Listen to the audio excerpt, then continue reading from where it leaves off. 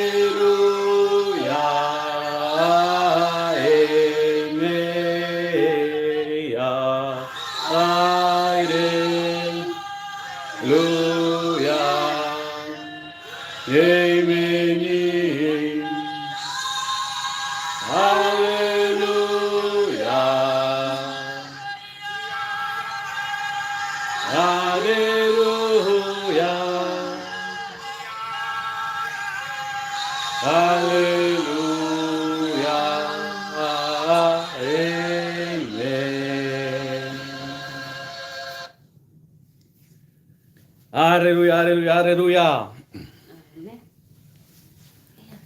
Tinokudza Mwari nokuimba kwakanaka nemunamato mukuru waimbwa pano, unova uri munamato wekukumbira Mwari kuti azotirangarira pazuva rekupedzesera pakufa kwedu, kuti Mwari azotirangarirawo mazita edu agova achiwanikwa mubhuku dzomweya dzeupenyu, kuti tigova vadyi venhaka yeupenyu husingapere muna Ishe wedu Kristu Jesu.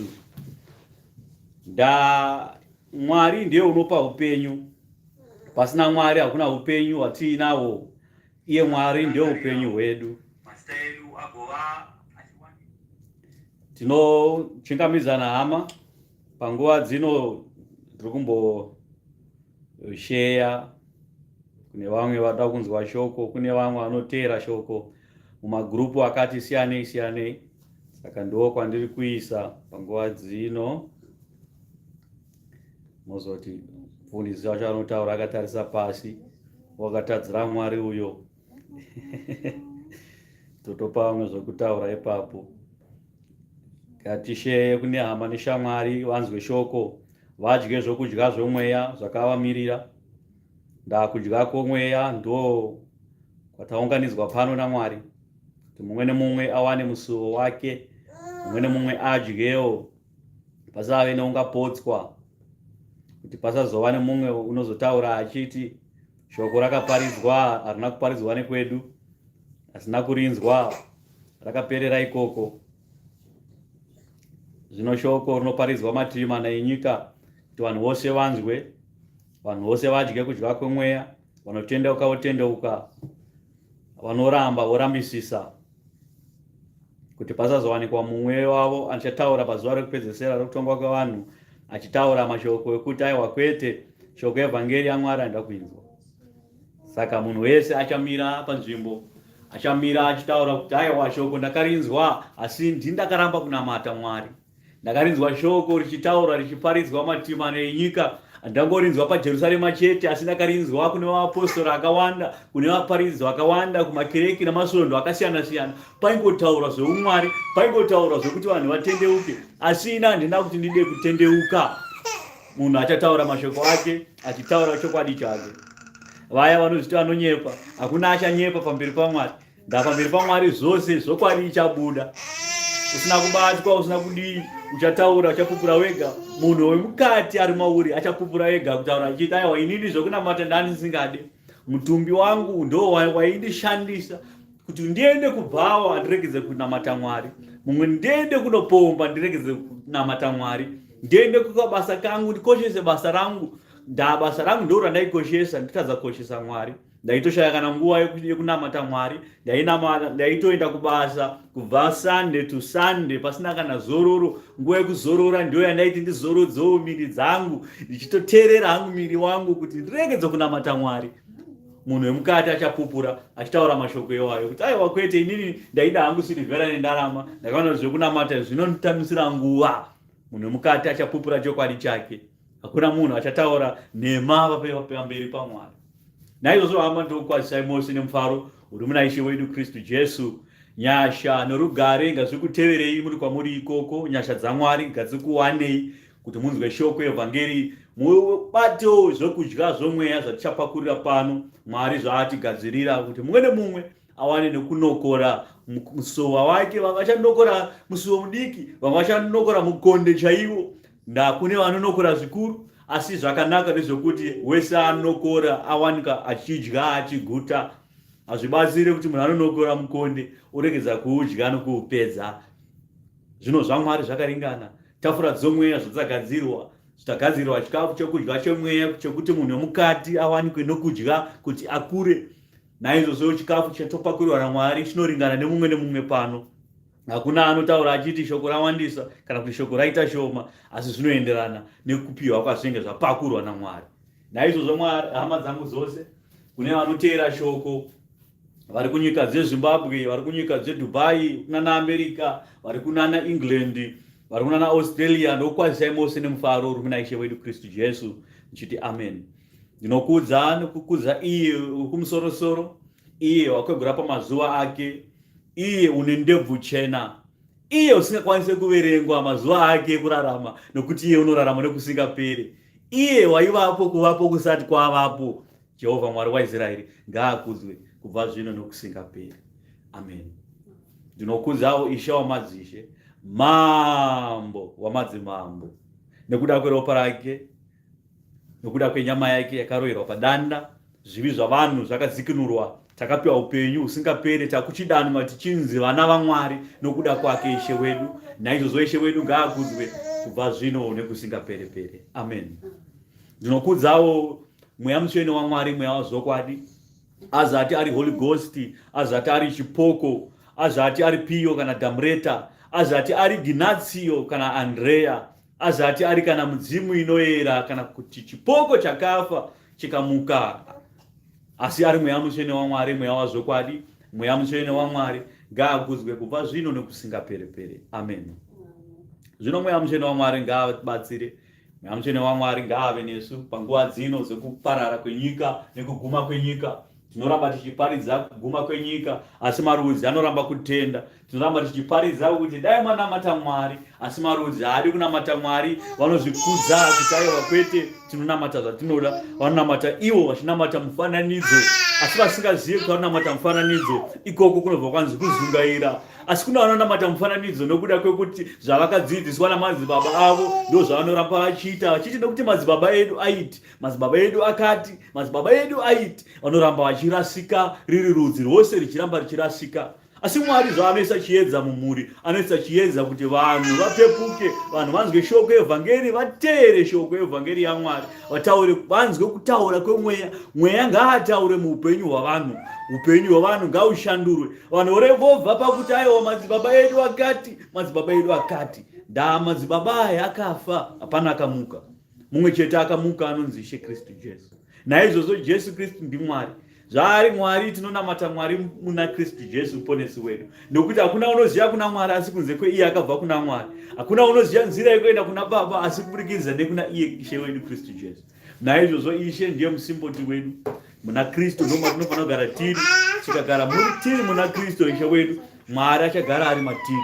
Mwari achatidzikinura nokuti ndiye wakatidzikinura kubva pakutanga. Hakuna mumwe Mwari kunze kwaiye Jehovha Kristu, Jehovha Mwari waIsraeri anogara nokusingaperi.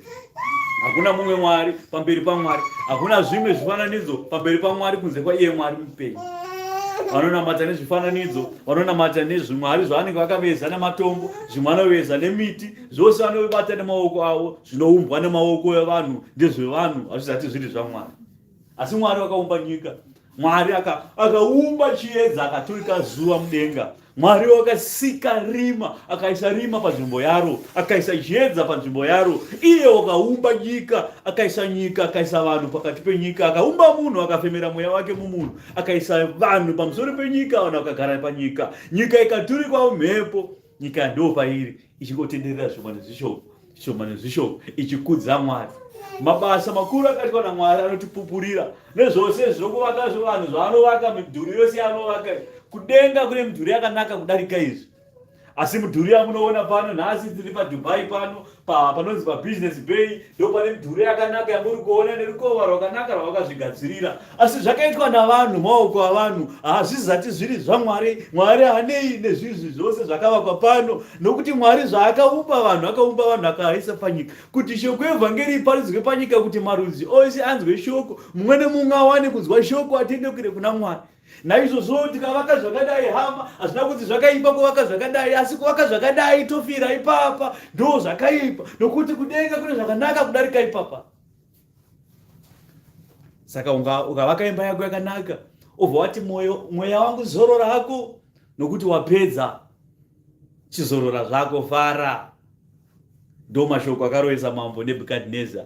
Mambo Nebhukadhineza akati nyika yake yavakwa saizvozvi, nyika yake yakanaka chaizvo, ari kumusoro-soro, akati zvose nyika yose indini, mabasa angu nehondo dzangu ndakakunda. Ndo zuva rakapedzisira kutarisa mudenga iro, Mwari akamurova neshamhu. Mambo Nebhukadhineza vakatambura 7 years vachigara musango semombe vachidya uswa. Havana kubatsira kana chirwere, kana korera, kana kunzwa kuti hanzi vanobatwa nemudumbu. Mambo vakadya uswa 7 years, vakaita simba huru iyi kutange mombe, kuta bhuru. Mambo vachifamba, vaiti vana vakada kubatwa navanhu, vaitunga vanhu ngemombe.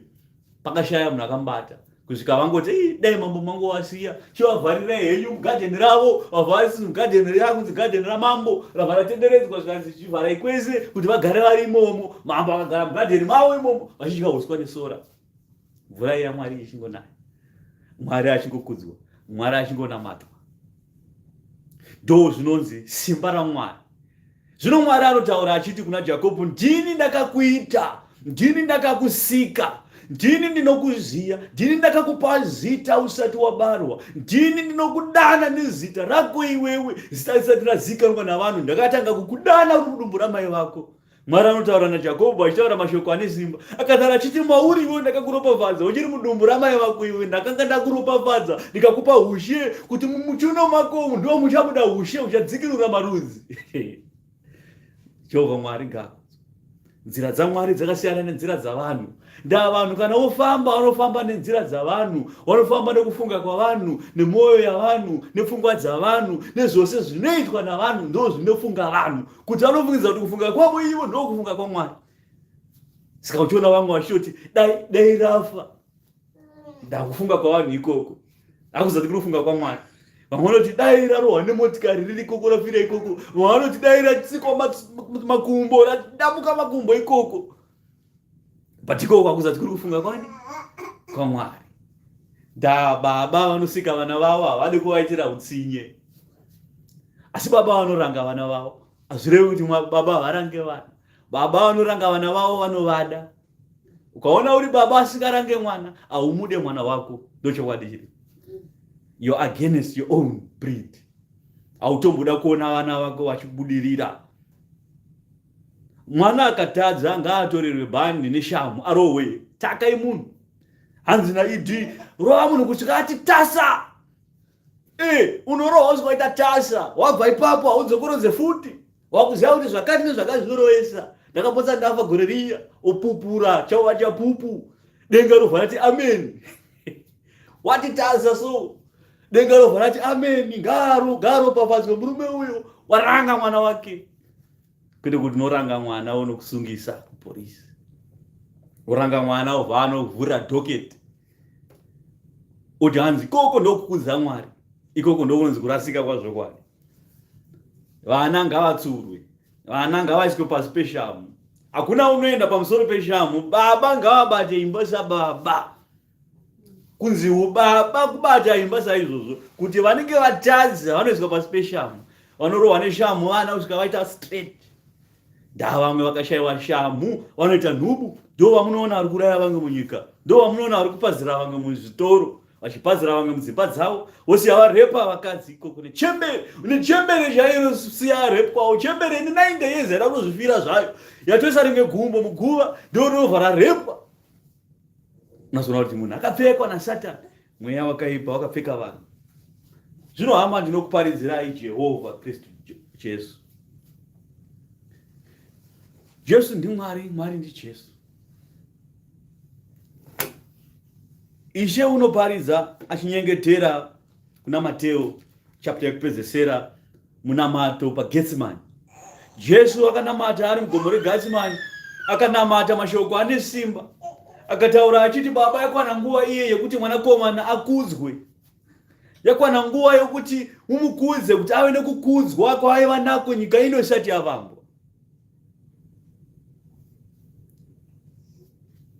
Ndinoda kuti Mwari kana ndauya kwamuri kuti imi Baba mupinde mandiri, mugare mandiri, na ivowo zvavanogara mandiri, kuti nemiwo pandenge ndiri naivo vagovapo. Mwari achitinyengeterera, Mwari achitikumbiririra kuna Mwari, kuti pese pana Mwari, pese pana Jehovha Kristu Jesu aripo, pose paari nesuwo tigovapo, kuti nesuwo tisazoshayiswawo ushe hwaMwari.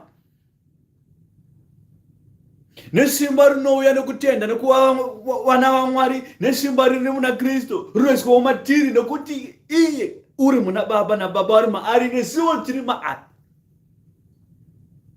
Saka kana tikatora kapu tikaisa kapu apa, toti kapu iyi nezviri mairi toisa mazviri, toti zvimwe chete, tobva tatora kana kuti dringi todira imomo, robva zvazangana, inenge isisiri dringi chete, inge yadringi ine mvura. Tikatora mazowe toisa mvura, zvadringi nemvura.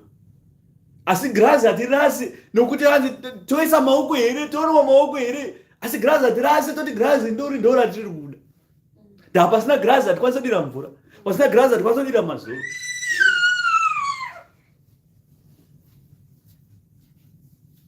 Zvino girazi ndiMwari. Pasina Mwari hapana chinokwanisa kudirwa.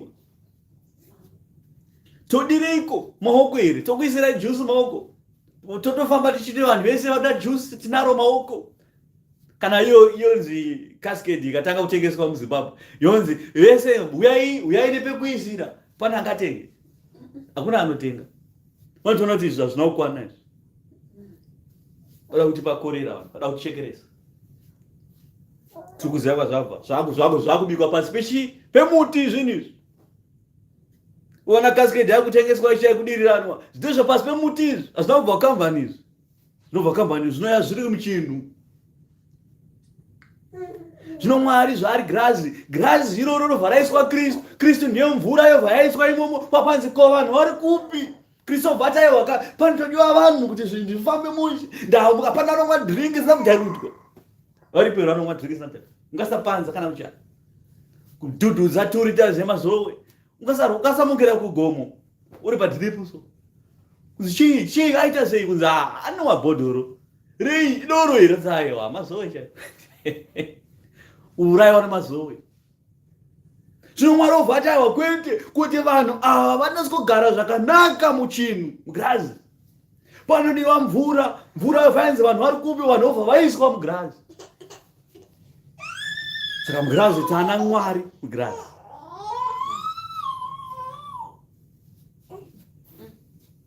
Zvatana Mwari tane vanhu vacho vose.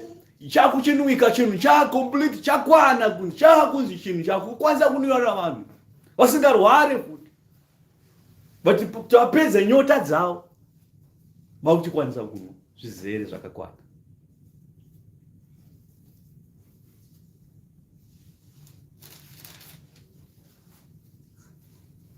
Zvino Jehovha unotaura pachena kuti kunze kwangu hakuna mumwe Mwari.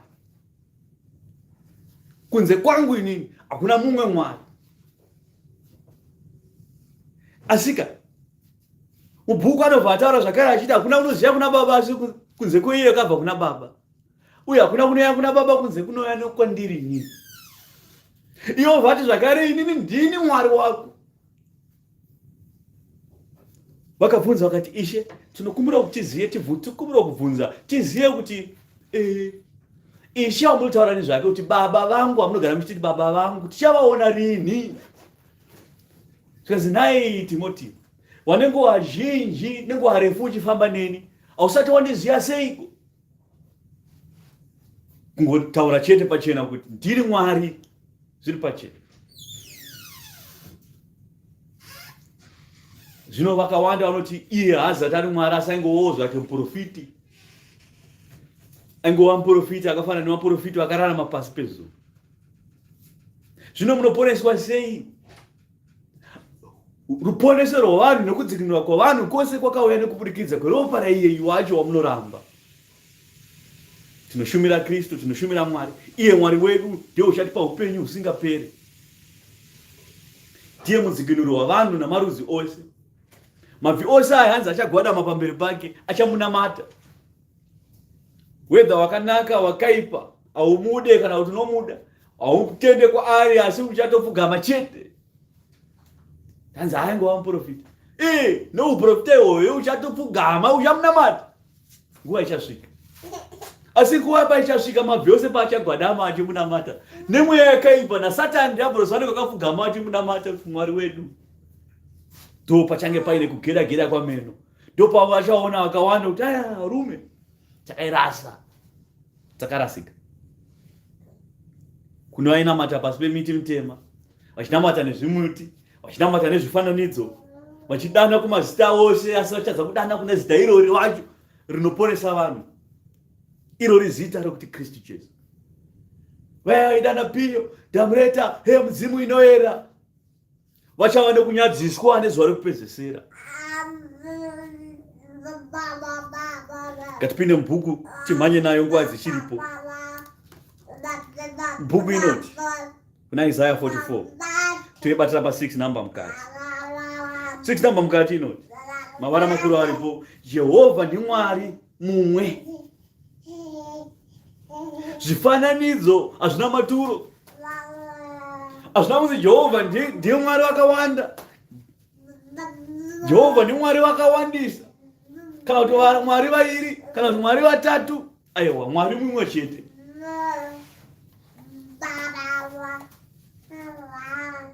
Tinobatanidza umwari huri hutatu kuti Mwari Baba vari pamusoro paiye Kristu Jesu Ishe wedu ndiye Mwari wedu zvakare. Nemweya mutsvene waMwari ndiye mweya wedu wazokwadi akabva kuna Mwari. Ahana kutora kune rimwe rutivi kana kutora kune chimwe chisikwa, asi akabuda muna Mwari akanzi ndakukupai mweya wangu kuti akubatsire ave munyaradzi kwamuri kusvika ndichinge ndichidzoka ndichazadzisa zvose kana ndichinge ndauya. Iye achakudzidzisai zvose zvofanira kuti zviitwe. Zvose izvi zvitatu zviri munhu chimwe chete.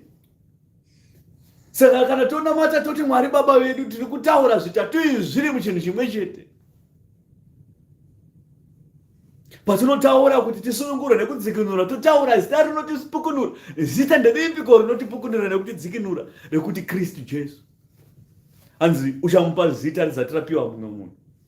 Zita iroro chava nesimba rekudzikinura marudzi.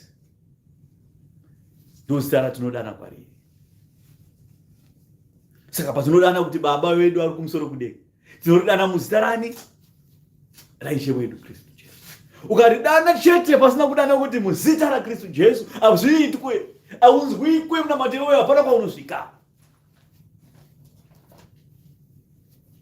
Saka Mwari vanozviitire kuti vanoda kunamatwa vachinamatirwa kubudikidza naishe wedu. Ndiye muprista wedu, iye ane uprista husingapfudzwe. Ndiye mambo wedu, ndiye ishe wedu, ropa rake ndo rakatidzikinura. Dai pasina iye nekururama kwake iye nekuroverwa padanda, ukadai tose tisipo.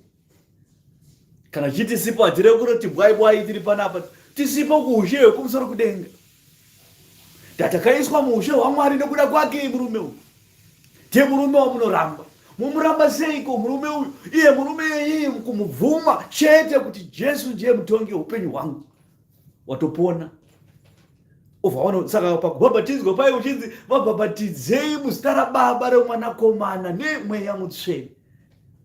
Saka Mwanakomana ndianiko? Mwanakomana ndeupiko? Imi muchimuramba. Mwanakomana hazati ari Pio, Mwanakomana hazati ari Dhamreta, Mwanakomana hazati ari Ginatio, asi Mwanakomana ndiye Kristu Jesu muponesi wedu. Zvino Mwari unotaura kuna Isaya achitaura chiri chiprofiti, anotaura kazhinji nechiprofiti kuna muprofiti Isaya, asi achitaura zviri pachena kuti marudzi anzwe, marudzi atende, paregedze kuva neconfusion pazvinhu izvi. Mwari hazati ari weconfusion. Mwari unoisa zvinhu pachena kuti marudzi ave nekutenda, marudzi aziye zvokwadi yaMwari kuti ndeipi, pasave neanorasika, pasave neunonyepera kuzungaira. Svondo rakapfuura ndakaparidza ndikati, zvanzi naJehovha Mwari, kana muda kundinamata musave vazungairi, musave vanhu vakazungaira, ivai vakangwara, vanhu vane kutenda kwakangwara. Ivai vanyoro senjiva, muva vakangwara senyoka. Mwari ubvati vana venyoka vakangwara kudarika vana venjiva. Vana vaSatani vakangwarisa. Saka uchiona vachita fraud, vachiba kunokubira imba yese. Ubirwa imba yese se, kutange imba ino nhongo awiswa muhomwe, mwana mapepa dzimba ndeyangu. Vana venyoka iva.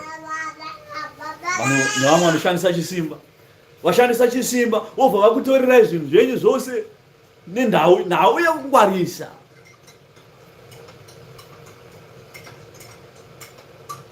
Zvino ndine shoko pano raMwari rokuti tizive kuti Jesu ndiMwari, uye kuti Mwari wedu wakatiitirei, uye Mwari wedu wakatigadzirirei.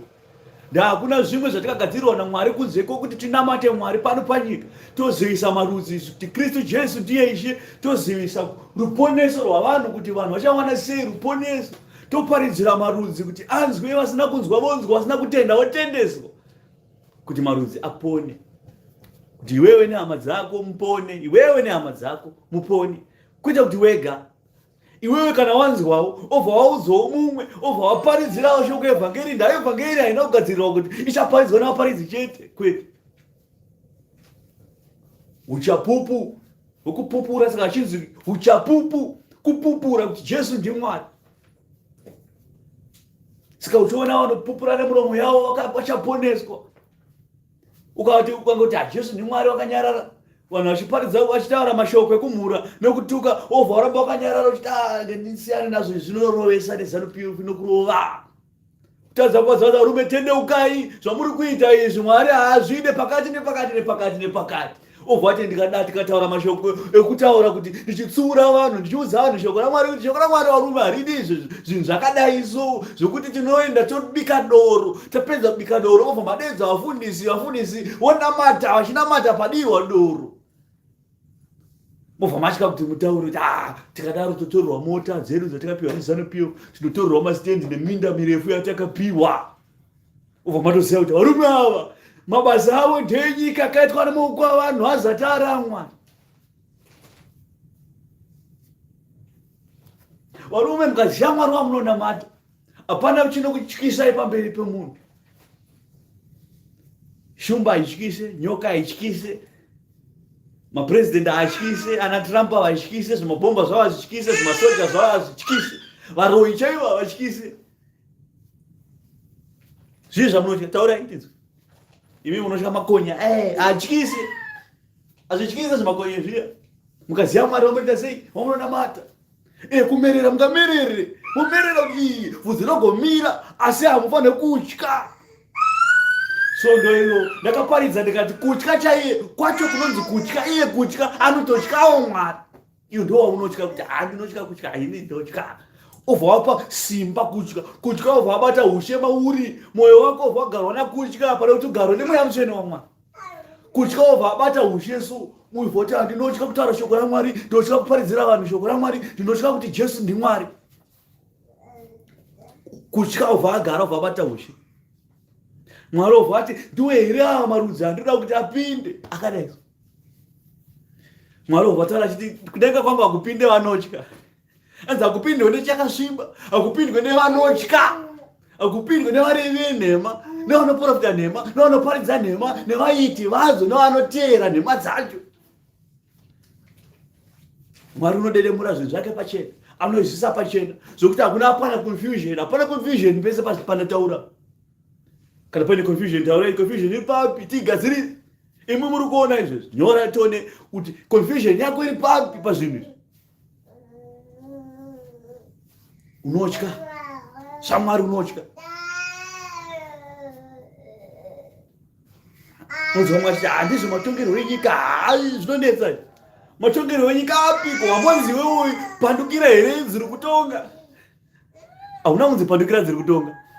Asi kana yakwana nguva yekuti utaure shoko raMwari, shoko raMwari rinofanira kutaura ropatsanurwa zvazvokwadi, pasina kana vanodhopa kana kukakamira.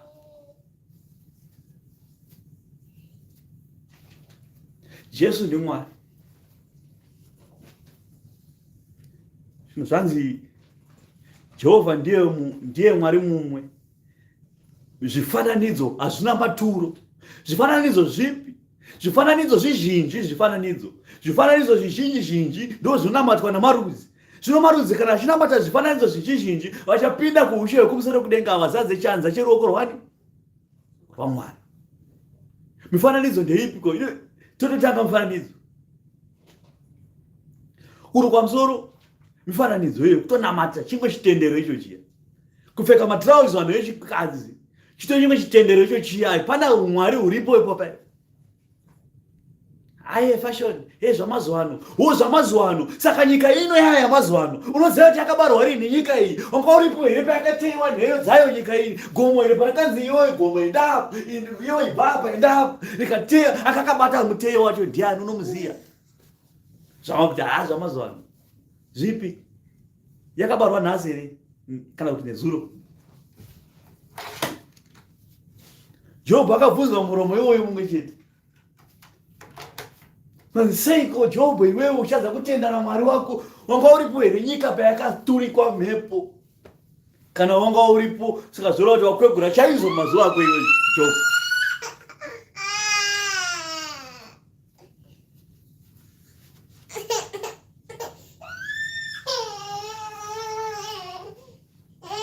Wanga uripo here Jobho? Gomo parakanzi gomo iwe gariderere zvishoma. Table Mountain paikanzi tsanga dza Table Mountain paCape Town inaskota flat pamusoro. Wanga uripo here wachimeza uflatness hwayo? Ngosi. Saka zvimwe zvifananidzo musanamate zvifananidzo zvizhinji zvakadaro. Kuchiva vakadzi chaivo azatari mukadzi wako chitori chimwe chinamato icho chete. unenge watonamata vamwe vamwari ipo paya. Upombwe chaiwo, kupomba chaiko chaiko chitori chimwe chitendero chakatosiyana chitendero chani chakunamata Mwari. Kuba, umbavha, utsotsi chitori chimwe chitendero icho chechi. Hapana chitendero chakadaro. Watonamata mufananidzo wesirivhera nendarama ndo wawakudza. Ukanamata mufananidzo wesirivhera nendarama chitori chimwe chinamata. Kuna vanonamata anzi nematanda, vanonamata nemuchinjikwa yakadai yakarembera mahuro, vamwe vakaita kurembedza kudai vachidaiwo tuhutsi, vakapfeka magemenzi avo vachiti tikunamata Mwari, vakarembedza machinjika yavo. Vamwe vakaisa muchinjika wamagemenzi, vamwe vakaisa mapakatwa, baona zibanga rakaiswa munhu akuenda kuhondo. Anzi tikunamata Mwari. Hakuna chitendero chakadaro kutonamata chifananidzo iko kure. Vamwe unoona aine duri mugomo, anzi kuenda mugomo muduri, tirikudura, tirikunoenda kuisa nhamo dzenyu muduri. Nana zigo vachimhanya vachiteera izvozvo. Anzi vanoda zvenhema nevanodziteera nhema. Zvino vana zigo vanobva vadziteera vobva vadziparidza. Ndo vaparidzi venhema vachiparidza chato chimwe chitendero chiya. Imana zigo muri kutoshandira ushe hwenyika ino wasatan diabolos. Hauzati uri ushe hwaMwari. Kana muchienda imimi muchinoparidza, mubva mati zvamatora ikoko, mubva maudza nyika kuti ndo zviri kuitwa kunoku, mubva maisa nhamba dzevanhu paTV kuti fona ipapo, fona ipapo, fona ipapo, tiite go back to sender. Mototi tikunamata Mwari. Hakuna chitendero chakadaro. Hakuna kunamata Mwari kwakadaro. To mufananidzo uri kutaura. Nona vamwe izvozvo vanenge vaine mbiya nematombo, homwe yakarembera nematombo, hanzi tikuenda kumunamata. Wakapfeka kachishoti chikadabura, makumbo akazara neshena. Vamwe vaine rasta kudaiso, hanzi tiri maprofiti, rasta rakadaiso. Shoko raMwari richiti musarukwa musoro. Hazvirevi kuti vakadzi chete navarume, ndepapo kanzi varume chete ndavarubvudzi varukwa musoro. Rasta kutorukwa kwebvudzi, whether waruka ndiwe kana kuti rarukana rega, kurukwa ikoko. Chitori chimwe chitendero ichocho, chifananidzo. Zvinhu zvanzi naMwari, ndiri Mwari mumwe chete, uye zvifananidzo hazvina maturo.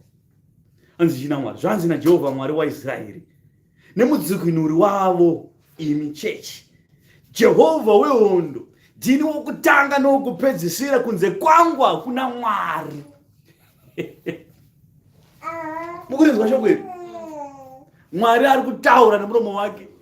Muda kuti Mwari ataura achiita secha, kuti aburuke apa abude paTV anazigo achiti dial this number kuti muzive kuti Mwari ndiye mumwe chete. Call this number. Azviko izvozvo. Vanonzwa seko kana vasina kuparidziwa. Kuiva paridza vanoparidza seko kana vasina kutumwa. Hama tatumwa pano tikuparidzire shoko razvokwadi kuti Jehovha ndiye Mwari, hakuna mumwe kunze kwake. Wataura nemuromo wake amene akati ndini Jehovha Mwari wako, Jehovha wehondo, Jehovha Mwari waIsraeri, mudzikinuri nemununuri wako iwewe, kunze kwangu hakuna mumwe Mwari. Mwari ngaakudzwe. Ndianiko ungadana seni nokuzviparidza nokuzvigadzirira izvo kubva panguva yandakagadza vanhu kare kare? Vanhu vapi vakagadzwa? Akagadza vanhu panyika nenguva ndianiko ungazviparidza seni? Iri bhuku iri ndiMwari. Ndianiko ungazviparidza seni? Ndianiko ungazvigadzirira zvose seni? Ndianiko ungagadza vanhu? Ndakazvita kare kare ndikagadza vanhu panyika. Ndiani ungazviita? Tipewo track record yaSatani. Mwari atana track record yake apo. Track record yaMwari. ukasika denga nenyika, ukasika vanhu, ukaisa vanhu mairi, ukaturika nyika mhepo, ukaturika zuva, akaumba zuva akaisa mudenga, akati uchabvira nokusingapere, zuva hazati rapera ngobvira chete. Akatora mwedzi akaisa mwedzi, chikanzi iwe uchabata ushe usiku nokusingapere, usiku unongosvika, usiku haupotse. Kuti hanzi hanzi takapotsa usiku. Wakambopotsa usiku wandei? Takapotsa usiku upi? Wakanzi iwe uchabata usiku, uyu kana aenda iwe uchabuda, uyu kana achienda iwe uchabuda. Zvakadaro. Track record yaMwari. Mwari akatsa munhu panyika, akafemera munhu, akaumba munhu, so akafemera mweya wake munhu, akafema panyika, akagara panyika. Satani haana kana track record yekuti hanzi akamutsa munhu, akagadzira munhu. Basa rake nderekupfeka vanhu vaMwari. Satani anoyerwa kuti pfeka, akapfeka ngirozi kudenga uko, akakonzeresa noise kudenga uko. Kusvika Mwari adzinga vanhu kudenga, ataura kuti munopfekwa naSatani seiko? Muri vatsvene, munopfekwa nauyu sei? Vakati aiwa blasati, right? Blalusi yedu. Vakamhanya toi hondo. Vada kupanukira Mwari. Mwari akati aiwa ina nditi izvozvo. Zvima election zvenyu. Ndini musiki wako iwewe. Zvandiri musiki wako iwewe, ungandiudze inini kuti sei wandiita ndakadai. Muumbi wevhu. Ivhu handikataure chii, sei wanga wandiumba ndiri hari? Seiko wandiumba ndiri poto? Seiko wandiumba ndiri mbiya? Muumbi zvaatoda kuumba ndizvozvo, akaona zvakadhakwa anopaza mbiya iyoyo, yoipaza, oipwanya, oitangidza. Ndozvimwe chete naMwari. Mwari zvaakaumba vanhu panyika, akaisa vanhu panyika. Ndianiko panyika anotaura achiti seiko Mwari makatipa Satani? Kuna vamwe vatomhura Mwari achidaro. Sei makatipa Satani? Satani achititambudza. Seiko Mwari muchitipa Satani? Mune utsinye Mwari. Mwari akati ndiri Mwari, ndakasika Satani ngamisa panyika. Akuedzei. Uye ndikupe muedzi wamusingakwanisi kukunda. Vamwe vati seiko Mwari mada kutiedza kudai? Kuna vamwe vakatofirwa. Yokutoti munhu afirwa anenge achiblame Mwari. Seiko Mwari matora munhu wangu? Matorereko mwana wangu, matorere mukadzi wangu, matorere murume wangu. Seiko mamutora Mwari mune utsinye? Utaura mashoko ekumhura Mwari, mashoko iwayo ekumhura Mwari. Mwari ovati ndini Mwari. Ndini Mwari. Kana nguva yemunhu yakwana, ndinoitaura kuti yakwana.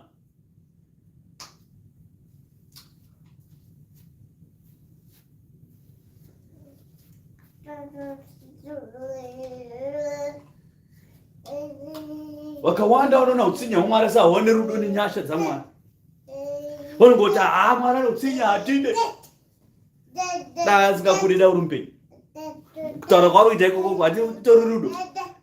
Asingakudida anongoti wapera zvakwana.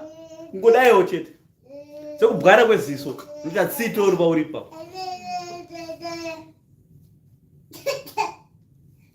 Mwari akataura ega nemuromo wake akati handifi ndakaedza munhu. Nokuti ndikaedza munhu anofa. Hakuna muedzo wangu unokundwa navanhu. Saka ndakakupai kamwe kasimba kadiki kekukuedzai. Satani vakanzi panyika nganzi aka ndokanokuedzai. Mukatadza kukunda aka, inini ndikauya inini ndakagadzira kana. Zvino imimi maifundisi. Mwana uyu Israeri. Toti Israeri ushu ndinakamuita uyu. Ndobva ndati Israeri enda kuna mai vako. Uone kuti mama wako iwewe uri busy nawe ikoko, wadya ikoko, waita sei. Mobva matadza kuchengeta kamwana kadika. Mukatadza mukazichengeta inini baba wacho.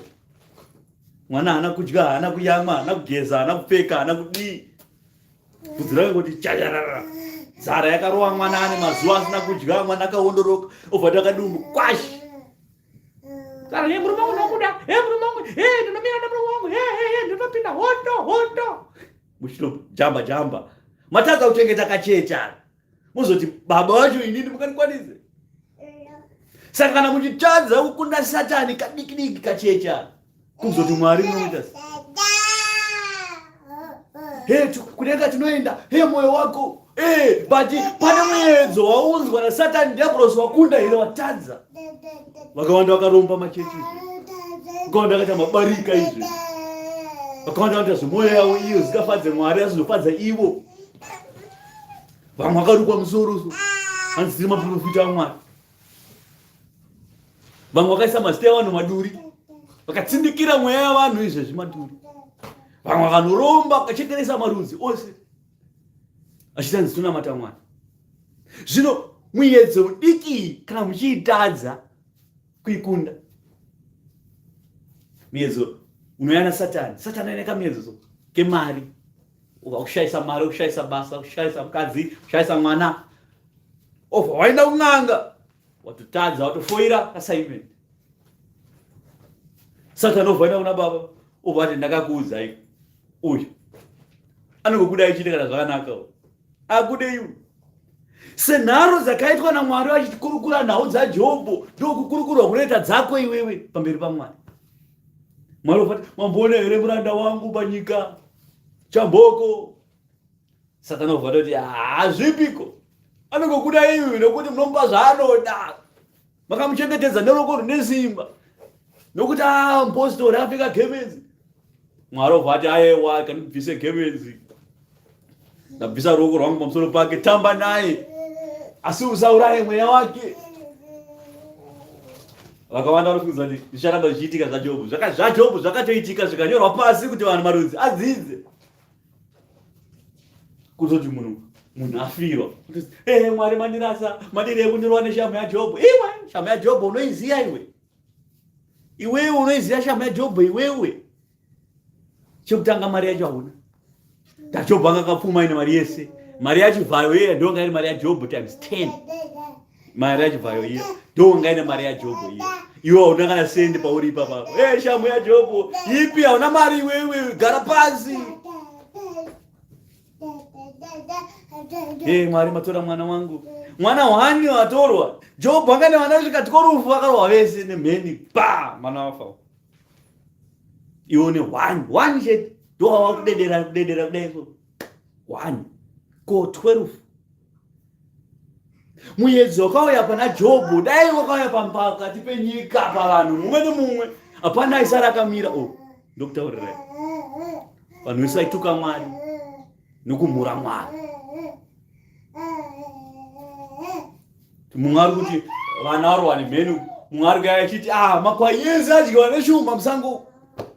Mvanhu anga achifudza makwai ese adyiwa, ese apera. Kana taura makwai, taura twako tutu makwai turi mukadanga kako 2. Takutaura thousands dzemakwai. Ndanga yakaiva murume akapfuma. Tikutaura kana takutaura zvaJobho, takutaura zvinhu zviombe zvanga karopafadzwa nazvo naMwari. Mangamera ndo motikari kadza mazuva anga ine ngani more than 1000 mota. Venzi mota dzese dzangomuka dzakafa dzarohwa nemheno. Vamwe venyu maionda inyu nestress mwaifenda so heart attack. Chifungai nhamo idzodzo dzedzi dzakaita Jobho dai dzakaramba dziri panyika, hapana aisara.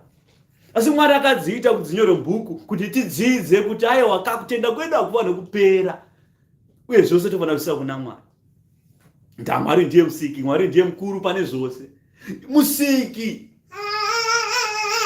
kana saka achiti musiki, muumbi, mudzikinuri, ndiye unosika vanhu, ndiye unogadzira vanhu, ndiye akasika Satani, ndiye akagadzira Satani. Saka Satani hapana zvaanotaura zvinokunda musiki. Satani hapana zvaanokuita zvinokunda musiki. Poto yekubikira sadza iudze poto yemuriwo kuti sei waita mudiki iwe. Vadiki vakadai ati vade, isusu tiso vakuru tisobika sadza. Asi hapana unodya sadza rakadaro. Pakatobikwa sadza tonzi ko muriwo wacho kupi. Uye hakuna unodya muriwo pasina sadza. Pakatobiswa kasadza tonzi muriwo waita asi ko sadza cho riri kupi. Saka zviri zvazvikwanise kukombererana kuti sei iwe uri panapa, sei iwe uri panapa, nokuti zvidiki. Muridzi wepoto anobika zviri mupoto ndiandazei anotaura nhasi tiri kudya nefish panapa. Poto hairambe kuti sei tiri kudya nefish, takutobika fish izvezvi maurimo. Ndada matemba aiwa tafish. Kana sadza futi abonge kuti nhasi ndasadza aiwa tiri kudya rice nhasi, takuisa rice mupoto imo. Ndapoto ndedu. Saka muridzi wepoto anotaura zvinopinda mupoto yake. Saka zvino muridzi wevanhu ndiMwari. Mwari ndiye anotaura zvinoenda pamusoro pawake. Kana Mwari akupa zvipo zvemweya ndiye anosarudza ndokupa zvipi iwewe zvinoenderana newe zvinochaita kuti iwewe undinamate zvakanaka uri nyararo murikati.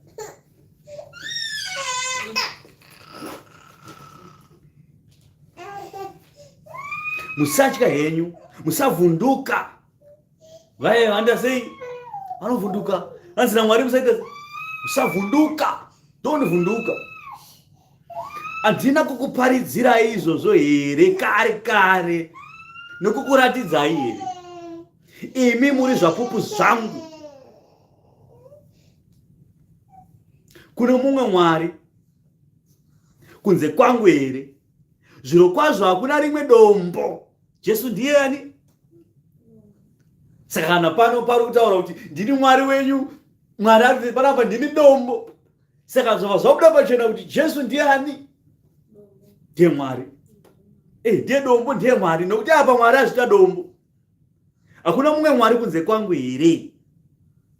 Zviro kwazvo hakuna rimwe dombo. Ina handirizivi. Jesu idombo rakaraswa nemuchwaki rikazova musoro wekona. Iye Jesu ndiye dombo. Zvaari dombo Mwari akarati hakuna rimwe dombo kunze kweiro riri. Saka Jesu ndiani? Ndiye Mwari. Saka Mwari kana achitaura kuti ndini Mwari pavhesi, ndini Mwari wako panini, hapana mumwe Mwari. Apedza kutaura kuti ndini dombo, zvichida kuti Jesu ndiye dombo, Jesu ndiye Mwari. Vose vanoita mifananidzo yakavezwa havana maturo. Zvinhu zvavanofarira hazvibatsiri. Zvapupu zvavo hazvioni uye hazvizivi kuti vanyadziswi. Zvapupu zvavo ndiana Zigo. Ana Zigo ndo zvapupu zvani? Nana Andrew Neshamba, nana Tilda Moyo. Izvo zvakazvireka. Tilda Moyo anenge akanzwa shoko evhangeri akainzwa. Tilda Moyo akasiyana nazvo akasiyira ana Zigo nana Andrew Neshamba. Vanonga vachiti kana uda kubatanga ngekuromba tora namba idzi. Kana uda kunoromba iwe tora namba idzi. Ndifonere ndikupe namba. Vakatengesa urombo, vakaparidza evhangeri yekuromba kwavanhu, vakaparidza evhangeri yekuparadzwa kwavanhu, vakava zvapupu zvezvakaipa. Tozvitwara vhesi.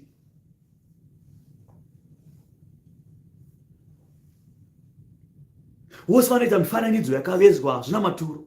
Zvinhu zvavanofarira hazvibatsiri. Zvapupu zvavo ana Zigo nana Andrew Neshamba hazvioni uye hazvizivi kuti vanyadziswa. Ndianiko wakaita Mwari kana mufananidzo wakaumbwa zvisingabatsiri chinhu? Varipo vazhinji vakaita mifananidzo yakadai. Zvana Budha, zvana Mwari zvavo zvekuIndia zvezva zvekuti chiri chielephant chewaiti chakaiswa chine maoko akawanda. Zvifananidzo izvo zviya zvinotengeswa zvakaumbwa. Unoona munhu ane achoumba akachisanza Mwari wedu. Pakafiwa hanzi ambuya angu akafa gore rakapfuura saka tiri kuachema. Unoona akaisa chimwari chavo nemakenduru vachinamata fananidzo. Tarira, vose vanomunamatira vachanyadziswa. Vakazviita vanhu havo ngavaunganidzwe pamwe chete, ngavasimuke, vachadya, vachanyadziswa pamwe chete. Saka kamwe chete apa pekuti hanzi vese vakaita zvinhu izvi tichavaunganidza tovaisa panzvimbo imwe chete, vakagara pasi tovanati ngavasimuke. Pachangova mutumwa mumwe chete achangomira panza Mwari dana vaya vainamata mufananidzo. Mutumwa wabva amira pamusoro penyika vati sumukai vose vainamata mufananidzo. Munotongona mangosumuka mega muchida musingade muchitoziva kuti mainamata mufananidzo. Munotongona makumbo aya nekusumudzai mega. So sumukai vose vainamata mufananidzo. Toona vanhu vakusumuka. Isu tainamata Mwari toramba takagara kuti varume kwakaipa.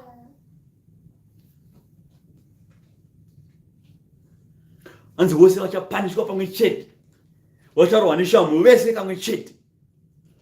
Mhosva yavo iyi ishaiswa pamwe chete pedare kunzi iboka iri ndoboka riri yofanzi boka iri takuritongera zvakati nezvakati, wese ari muboka iri mumachasangana nazvo. Mupfuuri unopfuura sani, unobata namazimbe nokuriita nenyundo, nokuripfuura neruoko rune simba. Zviro kwazvo une nzara, simba rake rinopera. Ahanwi mvura, ndokuziya. Muvezi unotambanudza ruonzi, unotara mufananidzo nepenzere, unounatsa nembezo, unoutara nechienzaniso, ndokuuveza zvakafanana nomunhu, zvakaenzana nomunhu wakanaka kuti ugare mumba. Ishari kuti kudia mupfuuri rai vanonzi blacksmith vakapiwa umhizha unonzi expertise yokurova simbi nokugadzira simbi. Ukavapa simbi nemoto apo, hanzi anopedza basa rake asati anwa mvura. Anopinda moto, otora simbi yakatsvuka red, otora sando, oisa, ogoirova makona, mastaira, obva aipedza, obva aisa mvura, obva aishepa, obva aita basa rake. Yokuti kana aisa panonzi murume ashanda pakaipa asati amwa mvura. Zviva zvanoziva zvaari kuita sei, zvaanoita. Murume anogadzira mufananidzo yemiti akafananidzwa nomunhu anoita sculpture. Ndositaura Mwari. Sculpture yokuti anenge aine unyanzvi yokugadzira sculpture, anogadzira munhu fese yenye anoisa pachimuti kudai, okwairowa shape yogobuda mufundisi ari pachimuti akadai. Unyanzvi hwohwo ndori kunzi naMwari munhu iyeye ane unyanzvi hwakadai so, asi unyanzvi hwake anogadzira chimwari nesimba iro. Munhu ane simba rekugadzira blacksmith anogadzira chimwari nekurova simbi nesimba ranakamupa inini. Obva azvigadzirira chimwari, achigadzirira vanhu. Ungakwanisa uchigadzira uchitengesa iwewe. Vai anogadzira zvinhu zvakadaro nesimba ramakapiwa naMwari. Anzi kuti muzviisemo zvigare mumba. Zvino unozvitemera misidhari, ndokutora misipresi nemiouki, achizvisanangurira mumwe pakati pemuti wemudondo. Unosima mupaini, mvura inonaya ndokuumedza. Zvino dzava huni dzemunhu. Unotora dzimwe nokudzidziya zvake. Zviro kwazvo unobatidza moto nadzo, ndokubika chingwa. Zviro kwazvo unoveza Mwari, ndokumunamata. Unoita mufananidzo wakavezwa, ndokukupfugamira. Rumwe rutivi rwaro unopisa nemoto, nerumwe rutivi unodya nyama. Mwari unogocha nyama ndokuguta. Zviro kwazvo unozvidziisa, ndokuti haiwa ndadziya Mwari, ndaona moto. Mwari ari kuti kudii? Mwari kana kutaura arikutaura nezvimangu madikidikira. Anzi Mwari wako uyo wazvigadzirira, Mwari wawazviumbira. Mwari waita Mwari wemiti iwewe. Asi iwewe kana wane nzara iwewe unotora pawagadzirira Mwari wako apo, unotora mabanzo aya yobva waisa moto yoda kudziya, uradzisa miri. Saka hanzi Mwari ero wakudziya ndimwari, ndozvitaura Mwari. Pamuti wawatema so, obva wagadzira Mwari pakapisi kudai so, asi muti wese uyu waudziya sehuni, iwe ukatogocha nyama. Kadya iwewe, wadya nyama iwewe, unogocherewo. Mwari kuti wagocha iwewe, wagocha Mwari iwewe. Ndakana wakutaura kuti wakutora Mwari pachipisi, zvava kuti muti wese uyu ndimwari. Sei wakuzoti iwewe Mwari wako ndeuyu chete? Aiwa, asi Mwari wamutora aiwa pachinhu ichi. Kana tamutora pachinhu zora chinjesa ndimwari kaichi. Asi zvatanga chinjesa ndimwari, asi pawacheka Mwari wako pane mapisa adonha watora waisa moto ukagocha iwewe, ukadzisa miri. Ndimwari wari kutaura. Hanzi rumwe rutivi rwaro unopisa nomoto, nerumwe rutivi unodya nyama iwewe. unogocha nyama iwewe nokuzoguta. Zviro kwazvo unodziya iwewo Mwari uyu. Ndokuti haiwa ndadziya Mwari ndaona moto. Nezvakasara unoita anzine zvakasara unoita Mwari. Iwo mufananidzo wake wakavezwa. Unofugamira nokuunamata nokuunyengeterera kwauri uchiti ndirwirei Mwari nokuti ndimi Mwari wangu. Asi wadziya Mwari ukagocha Mwari upedza waguta wadzora uya Mwari wangu ndibatsirei Mwari wangu. Hanza Mwari kuzungaira wakazungaira iwe. Ndiro 18 ndichimanya. Hawazivi uye havarangariri nokuti wakanamira meso avo. Hanzi meso enyu akanamira kudai. Bofu riri nani nokuti bofu ringe sikaona senge rakavhura ziso. Asi wanzi ako akatonamana kudai ivo kuti varege kuona nemwoyo yavo iyi, kuti varege kunzwisisa. Kunzwisisa handinova kunzwisisa kwemwoyo. Hakuna unorangarira, hakuna zivo kana njere dzinoti ndapisa rimwe rutivi rwaro nomoto. Zviro kwazvo ndabika chingwa pamazimbe avo Mwari uyu. Ndagocha nyama ndikaidya naMwari uyu. Zvino ndikaita chinonyangadza nezvakasara zvayo here Mwari uyu. Ndikafugamira danda romuti here. Unozvigutisa namadota. Mwoyo wakanyengerwa wamutsausa.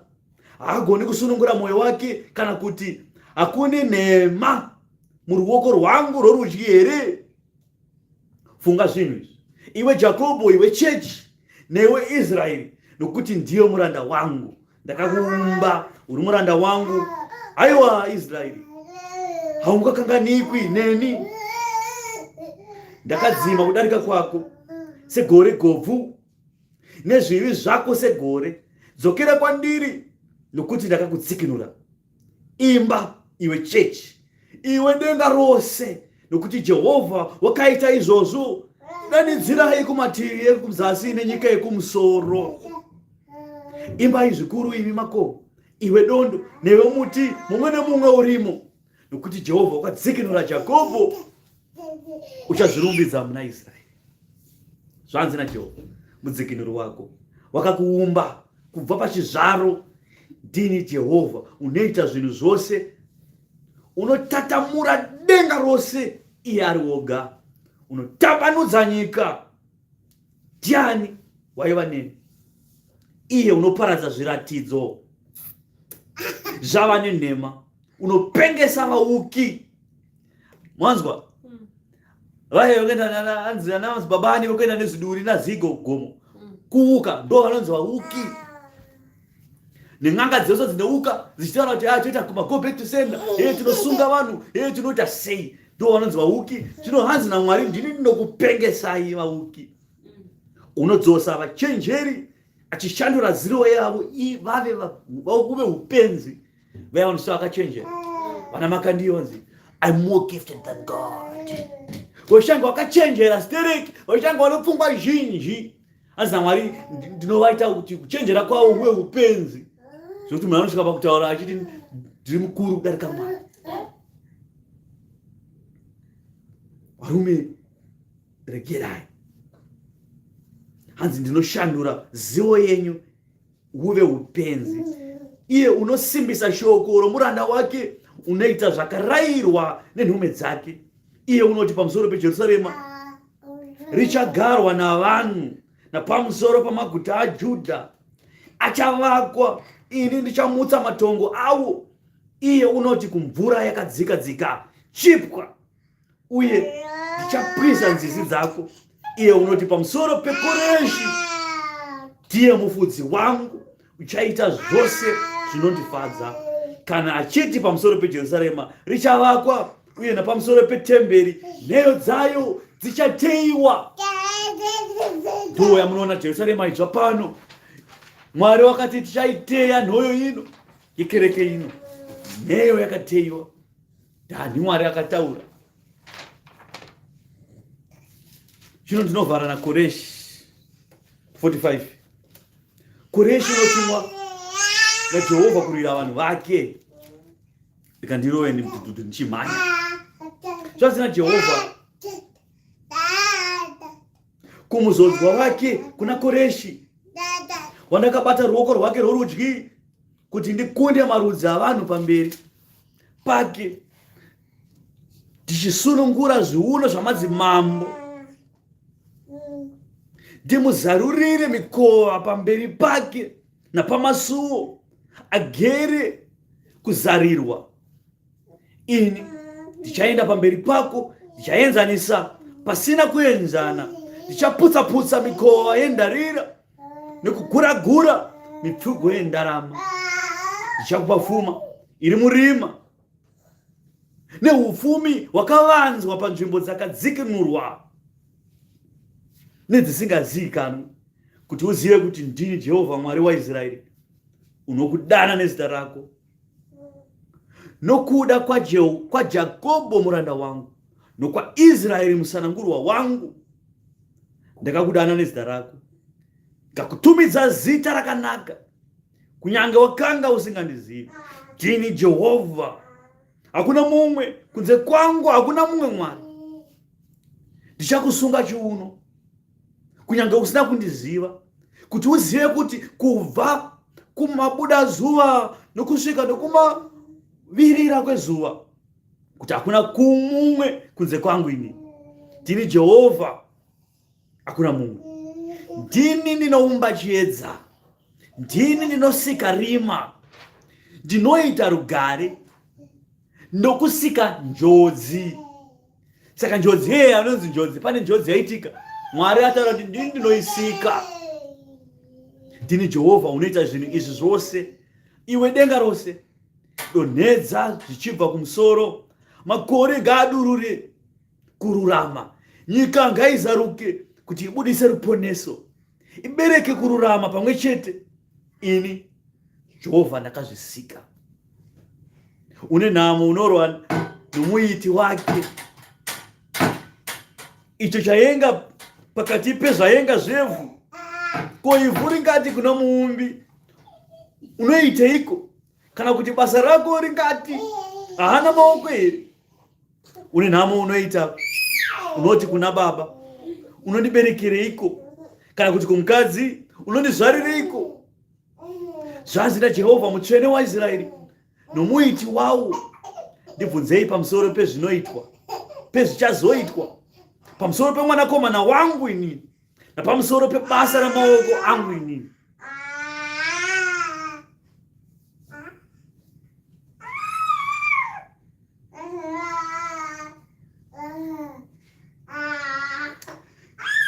Ndakaita nyika nokusika vanhu pamusoro payo ini namaoko angu. Ndakatatanura denga rose, ndakarayira hondo yose yedenga, ndakamumutsa nokururama. Ndiishe uyu, ndichamuraramisa nzira dzake dzose. Iye uchavaka guta rangu, iye chechi, nokusunungura vakatapwa vangu, kuponeswa kwavanhu. Iye usingatsvagi mutengo kana kuti mubayiro. Ndozvinotaura Jehovha wehondo. Wakasika Mwari, Mwari akasika Kristu, Kristu akauya panyika kuti ndiye mudzikinuri. Mwari akagadza mashoko ekudzikinura muna Kristu, kuti Kristu adzikinure marudzi, kuti vakadzikinurwa, vakasungwa, vakatapwa vaMwari vasunungurwa. Zvanzi naJehovha, zvakabatirwa neIjipita, nezvazvakashambadzirwa Ethiopia nevaSebhia, ivo varume varefu refu, zvichauya kwamuri, zvichava zvako iwe chechi. Uchakutevera, vachauya vakasungwa namatare, vachapfugama pamberi pako iwe chechi, vachinyengetera vachiti zvirokwazvo, zvirokwazvo, vachinyengera vachiti zvirokwazvo Mwari uri pakati pedu, hakuna mumwe Mwari. Zvirokwazvo muri Mwari unovanda, imi Mwari waIsraeri muponesi. Ivo vose vachanyadziswa, vavevi venyadzi, vaiti vezvifananidzo vachanyadziswa pamwe chete, asi Israeri vachaponeswa naJehovha noruponeso rusingaperi. Hamunganyadziswi kana kuva nenyadzi kusvikira panguva dzisingaperi, nokuti zvanzi naShe Jehovha wakasika denga rose, iye Mwari wakaumba nyika noruoko rwake nokuiita, wakaisimbisa akaisasika kuti rive dongo, asi wakaiumba kuti igarwe. Zvanzi naye, ndini Jehovha, hakuna mumwe munhu. Handina kutaura pakavanda panzvimbo yenyika nerima.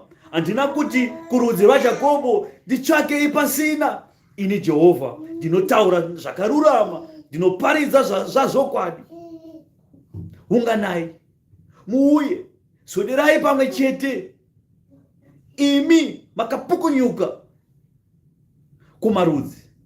Zvirati avo vakatendeuka, vakanzwa shoko vakatendeuka, ndo vakapukunyuka. Mwari ari kuti uyai kwandiri. Unganai, uyai, swederai muuye pamwe chete, imi makapukunyuka kumarudzi. Vanotakura matanda, iri mufananidzo yavo yakavezwa, havana zivo. Ivo vanonyengetera Mwari vasingagoni kuponesa. Paridzai, muzvibudise, zviro kwazvo ngavarangane pamwe chete vachiti, ndiani wakazviratidza izvi kubvira panguva yakare kare? Ndiani wakazviparidza kubva pakutanga? Ndiye Jehovha Mwari. Handizivi Jehovha here? Hakuna mumwe Mwari kunze kwangu, Mwari wakarurama nomuponesi. Hakuna mumwe kunze kwangu. Tarirai, kwandiri muponeswe, imi kumativi mana ose enyika, nokuti ndini Mwari, hakuna mumwe kunze kwangu. Ndakapika neni ndimene. Kona Mwari akupika neiye amene. Imi munotopika nezvinhu. Ndopika na mai vangu, ndopika na baba vangu kumusha kumuzumba, ndinopika na tete vangu. Mwari wakapika na iye amene. Mwari akaramidza kupika nezvekudenga. Musapika nezvekudenga, nokuti mukapika nedenga, makupika nechigaro chekudenga, makupika neakagara pachigaro chake. Saka Mwari akati musapike nezvekudenga zvamusingazivi. Pedzerana ikoko. Ndinopika na tete vangu, ndinopika na baba vangu, ndinopika na sekuru vangu akafira pamwe. Mwari akapika na iye amene kuti marudzi aponeswe. Ndakapika neni ndimene. Shoko rabuda mumuromo mangu nokururama haringadzoki, kuti mabvi ose achandipfugamira, marimi ose achapika neni. Zvanzi pamusoro pangu, kururama nesimba zviri muna Jehovha bedzi. Vanhu vachauya kwaari, vose vakanga vakamutsamwira vachanyadziswa. Rudzi rwose rwaIsraeri rucharuramiswa muna Jehovha nokuzvirumbidza maari. Zvichireva kuti munhu wese akaramba Mwari, vose vakaramba Mwari, vese vari kutaura izvo zvino kuti wati vachinamata kunamata kusingazivikanwi, vose vanamata Piyo naDhamureta naGinatsiyo nazvipi naNazigo naNaendro neShamba namadzibaba vacho vanosunga nekuita magombe eprisenda. Vese ava mukana wavo uripo kutendeuka. Mwari ari kuti uyai kwandiri, siyanai nezvamuri kuita, kuti ndikuponesei, nokuti shoko rangu robuda kwangu mangu haridzokerei risina charakabata, uye kunze kwangu hakuna mumwe Mwari. Saka hakuna mumwe Mwari wamunotaura kuti achakupinza idenga. Ndirini Mwari achatopinza denga. Kana ndotaura, hama teerera kuti udzidze uye kuti ushanduke. Kushanduka kwako kutendeukira kuna Mwari, kwete kuramba uchiita zvakadai. Watonzwa izvezvi, shoko rasvika kwauri, mweya Jehovha wati ane nzeve dzokunzwa ngaazwe zvinoreva mweya pakereke. Saka tendeukai hama, vaya vasati vatendeuka mukana uchiripo kuti mutendeuke. Mwari ataura nemuromo wake apa kuti mukauya kwandiri muchazvirumbidza mandiri, muchazvikudza mandiri, mucharuramiswa mandiri. Uyai kuna Jesu achawanika, danai kuna Ishe Kristu achiri pedyo. Mwari muponesi, panzi muponesi. Muponesi ndiani? NdiMwari. Zvino Mwari ari kuti ndini muponesi, ndakapika amene nezita rangu inini kuti ndikuponesei marudzi. Kuti iye dombo agere pachigaro cheushe chekumusoro kudenga, mabvi ose achapfugama achagwadamba pamberi pake achamunamata. Kristu Jesu ishe wedu ngaakuzwe kubva zvino nekusingaperi-peri. Anzwa rekutanga nerekupedzesera, kubva pakutanga kwaro kusvika panguva ino. Shoko evhangeri ngaigare pakadzika-dzika pemwoyo wenyu. Shoko evhangeri iyi ngaikuumbei, ngaikuvakei zvakanaka. Ndamuumbi wavanhu ataura, mugadziri wavanhu ataura, anounza kururama, anounza kurugare, anounza nenjodzi chaiyo. Iye akakupai muedzo mudiki. Muedzo mudiki ndiani? Good, very good. Kadzamba akachinzwa. Muedzo mudiki ni Satani, hauzotori muedzo mukuru. Muedzo mukuru ndi Mwari, iye Mwari akauya nemuedzo, tinofa tese kuti fi. Saka Mwari wekumusoro-soro ngaakuzwe. Jesu Kristu ishe muponesi ngaakuzwe. Mweya mutsvene waMwari ngaakuzwe neshoko evhangeri yake, iyo evhangeri isingapere. Amen.